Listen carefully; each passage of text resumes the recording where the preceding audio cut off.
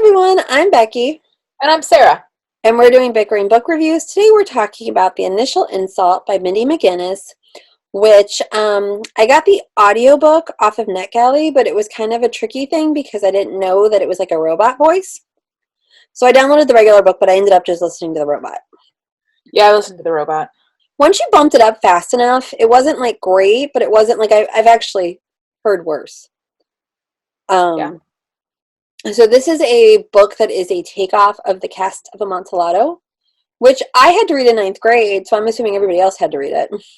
I did too, so. And it is about Tress Montour, who at one point had like a really happy, great life. And when she was in fourth grade, her best friend Felicity Tornado showed up in the middle of the night and was very upset. And then her parents were fighting, and they let her stay the night. Well, halfway through the night, she knew she was going to have a seizure, and her mother didn't want anybody to know that she was epileptic. So she basically begged Tress's parents to take her home, and they get in the car with her. And the next morning, Felicity is found on the riverbed with just kind of almost unconscious and wet and just a mess. And Tress's parents have disappeared, and nobody has found them or anything. They didn't find their car. They didn't find their belongings. They didn't find them. So it now jumps ahead about 8 years, end of senior year, and Tress's life is a mess. She's been living with her grandfather, who owns kind of like a backyard zoo.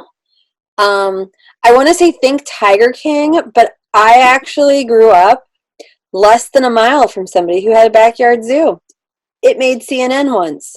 Awesome, right? Yay, Ohio. Yay! Yeah, he had all sorts of creepy things. And so Tress lives in this, like I said, backyard zoo with her grandfather in a trailer, and Felicity is like the most popular girl in school. Her family is very wealthy because they found natural gas on their property. And Tress is like, I'm done. I want to know what happened to my parents. Felicity knows. And so she basically decides to lure her to a basement during a party of a house that's going to be torn down, and she's going to brick her in the wall. And this shouldn't surprise you if you read Cast of Amontillado. The only thing that's kind of conflicting, so they're in this big house, there's a party going on, and the house is going to be torn down, and there's a flu epidemic happening, and so all the students who are there at the party are getting sick from the flu. And that plot line didn't feel like it fit with the rest of the story. It didn't. was like And really weird. Like why are we doing, like, there are so many things that like were happening that I'm like, I don't want to watch this happen. Like, it's like, it just felt over the top. It felt like gross and just like not like with the cousin who they got like got drunk, and it's a truth serum, so he's willing to do any dare, and so they're like hazing this poor boy. right. Well, yeah, and honestly, like, And we're not even talking about her bricking up a girl in a basement where nobody can hear her. well, and so that, like, I knew it was a cast of Mulatto, so Right. that didn't bother me. But when I was listening to it, like, Mindy McGinnis, she doesn't try to make things pretty, and I appreciate that. However, there is not making things pretty and purposely making things ugly to a point that it's unnecessary. And when we're getting like, when there's all of this time describing people vomiting, I didn't need that. See, and what got me was there was a part where an animal gets injured, and they're describing the parts of this animal after it's been injured.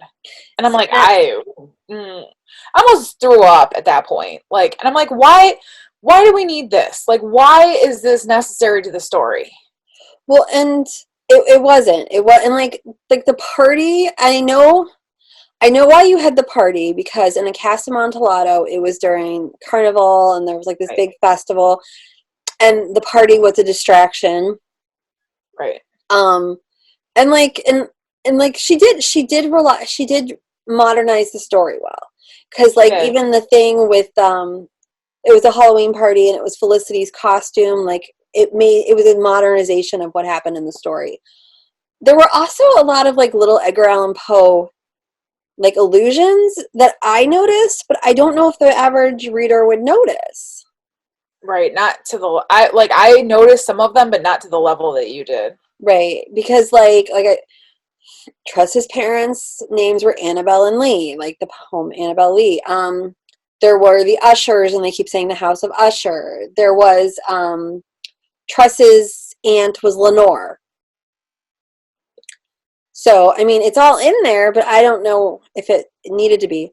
Um, the other thing that kind of I didn't understand, like it's never explained, is that they talk about how there are all these very powerful families in the town of Amontillado, and that Tress's mom had a sister, and that Tress's father was from a very powerful family. Like they didn't have any money, but the name was powerful, right? Wasn't that what they kind of said? Or maybe it was the other way around. It didn't matter. I don't understand how she ended up with her grandfather, who was basically an abusive, neglective alcoholic. She Yeah. had an aunt. What happened to her dad's family? Why did the school let this stuff go on? Like, Yeah. I There are don't a lot of understand. things that like are going on with that grandfather that I mean he owns a local zoo and the state doesn't look into that, being concerned about a young girl living there. Because she was supposed to be in fourth grade when her parents died, and I realized that you go to a family member, but her parents didn't have a will that gave her to somebody else, Yeah. and like Well, and then, he go ahead. makes her sell everything, and like they had a house and they had all of these things. Where did that money go? Did it just go into the zoo? I get if that happened, but it left me uneasy. Like I didn't appreciate that part of the book.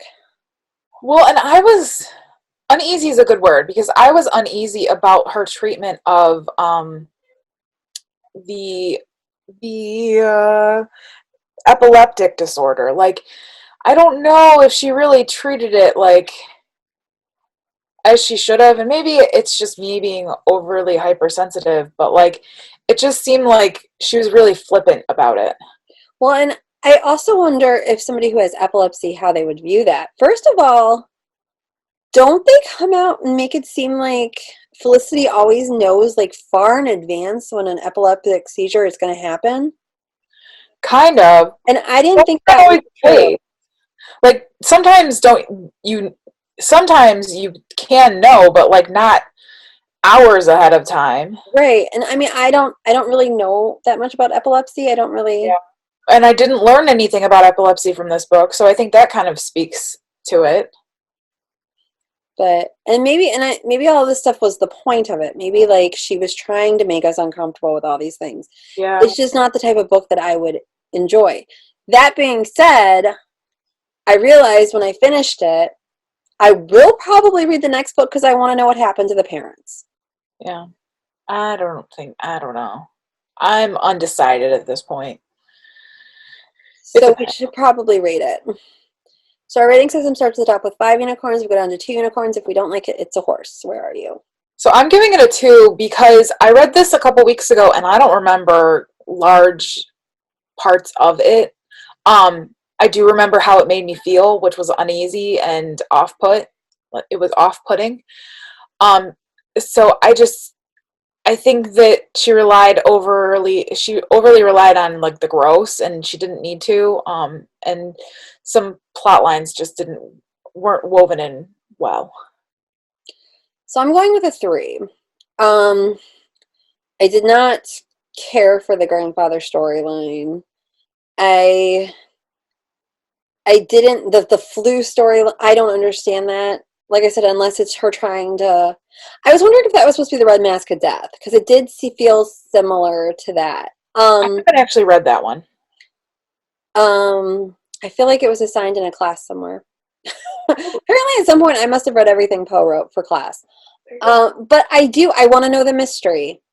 And I will say, like, she definitely does have a style that nobody else doesn't. And I mean, give her credit. She is a gifted writer. Like, the way she puts words together sometimes are beautiful. I just Okay. don't necessarily like the picture they're drawing always. Okay. That's So I fair. can appreciate her writing, and it's a good mystery. That's another thing. She can write a good mystery. I just didn't really connect with the book. So that is where we are on the initial insult, and we'll see you around. Bye. Bye.